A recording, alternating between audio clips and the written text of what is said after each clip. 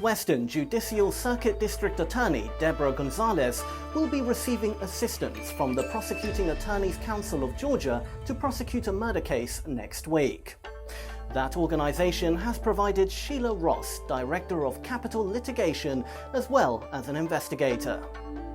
In July 2019, 19-year-old Joseph Kendall Jackson was shot and killed near the corner of Whippoorwill Road and Cumberland Drive following a drug deal by Dunstan.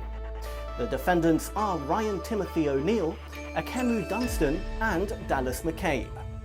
Although human activist investigators believe that McCabe was the only one who pulled the trigger.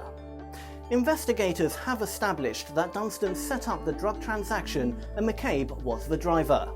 After the murder, McCabe fled to Alabama and then made his way to Mexico, where he was eventually arrested and brought back to Oconee County. At a hearing this month, McCabe's defense attorney said that his client admits to driving away. The prosecution argued that if McCabe really wanted to tell law enforcement about the murder, he wouldn't have waited until he himself was in custody. From the witnesses who have come forward this month, they have stated that although O'Neill was present in the car catching a ride to his girlfriend's house, he was not aware of what was planned by the other occupants of the vehicle. O'Neill was promoted to the vehicle through a phone call made by Quinton Dunstan. Quinton was the mastermind in this whole plan to frame O'Neill. It is believed that Quinton was using O'Neill to cover up for his brother, Akemu Dunstan and Dallas McCabe, who allegedly premeditated the crime that they wanted to commission against Joseph Jackson. McCabe and Dunstan are known to be habitual violators and petty criminals. According to investigations that have been done so far, Quinton Dunstan lured O'Neill, promising him he would not bring him to contact with his brother Akemu Dunstan, who was caught up in gang-related activities. McCabe and Akemu Dunstan are gang-related members that had robbed O'Neill of his jewelry prior to this incident at gunpoint. O'Neill, who is fondly known as Lavish by his fans, had received requests from several pieces of expensive jewelry, businesses and companies to market and endorse their products. These requests were necessitated by his online following.